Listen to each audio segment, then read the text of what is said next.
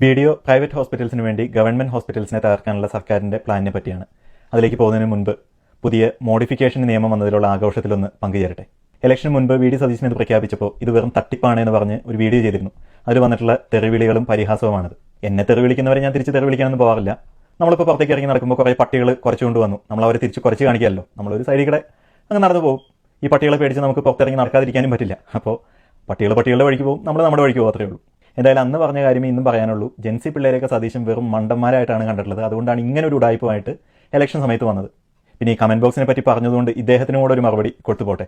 ഇദ്ദേഹം സ്ഥിരമായിട്ട് പറയുന്ന ഒരു ആരോപണമാണ് ഞാനെന്തോ ഭയങ്കര ബുദ്ധിജീവി ചമയുന്നത്.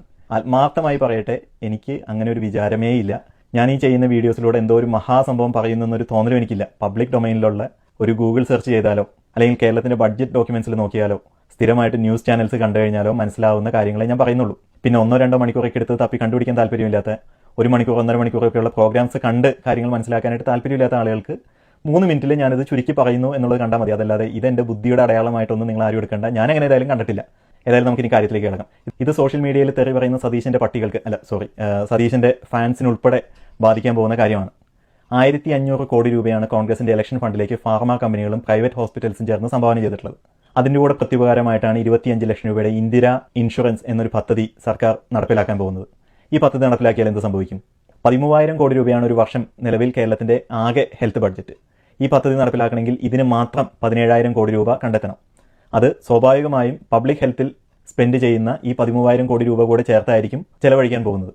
അങ്ങനെ ചെലവഴിക്കുമ്പോൾ ഗവൺമെൻറ് ഹോസ്പിറ്റൽസിന് ആവശ്യത്തിന് ചികിത്സാ എക്യുപ്മെൻറ്റ്സ് ഉണ്ടാവില്ല, മരുന്നുണ്ടാവില്ല. ഇപ്പോൾ ഡയാലിസിസിനേക്കുള്ള മരുന്ന് ഇപ്പം തന്നെ കിട്ടാതായി തുടങ്ങിയിട്ടുണ്ട് ഗവൺമെൻറ് ഹോസ്പിറ്റൽസിൽ. ഈ സ്ഥിതിയൊക്കെ വളരെ രൂക്ഷമാകും. അങ്ങനെ അധികം വൈകാതെ ഗവൺമെൻറ് ഹോസ്പിറ്റൽ സിസ്റ്റം എന്നുള്ളത് ആകെ തകർന്ന് തരിപ്പണമാകും. ഗവൺമെൻറ് ഹോസ്പിറ്റൽസ് തകർന്നാൽ അവിടെ നിന്നുള്ള കോമ്പറ്റീഷൻ ഇല്ലാതായാൽ പ്രൈവറ്റ് ആശുപത്രികൾ ഇപ്പോൾ 1 ലക്ഷം രൂപയുള്ള ട്രീറ്റ്മെൻറ്റിന് നാളെ 10 ലക്ഷം രൂപ മേടിക്കും. അതിൻ്റെ അർത്ഥം 25 ലക്ഷം രൂപയുടെ ഇൻഷുറൻസിന് മാറുന്ന സാഹചര്യത്തിൽ വെറും 2.5 ലക്ഷം രൂപയുടെ വാല്യൂവേ ഉണ്ടാവുകയുള്ളൂ. ബാക്കി തുക നിങ്ങൾ കയ്യിൽ നിന്ന് മുടക്കേണ്ടി വരും. അങ്ങനെ വരുമ്പോൾ വീണ്ടും പണമില്ലാത്ത ആളുകൾക്ക് ചികിത്സയില്ല എന്ന 10 വർഷം മുമ്പുള്ള അവസ്ഥയിലേക്ക് കേരളം തിരിച്ചു പോകും. വളരെ പാടുപെട്ട് കഴിഞ്ഞ 10 വർഷം കൊണ്ട് 12-ൽ നിന്ന് 5 ചുരുക്കിയ ശിശുമരണ നിരക്കും 70-ൽ നിന്ന് 73 ഉയർത്തിയ ആയുർദൈർഘ്യവുമൊക്കെ തകർന്ന് തരിപ്പണമാകും. ഈ പദ്ധതിയുടെ ഒരേ ഒരു ഗുണഭോക്താക്കൾ പ്രൈവറ്റ് ആശുപത്രികൾ മാത്രമായിരിക്കും. ഖജനാവിൽ നിന്ന് സാധാരണ മനുഷ്യൻ്റെ ചികിത്സയ്ക്ക് വേണ്ടി ചിലവഴിക്കപ്പെടേണ്ട പണം നേരെ ഈ പറയുന്ന വിദേശ കമ്പനികൾ ഉൾപ്പെടെ നടത്തുന്ന പ്രൈവറ്റ് ആശുപത്രികളുടെ അക്കൗണ്ടിലേക്ക് ചെന്ന് ചേരും.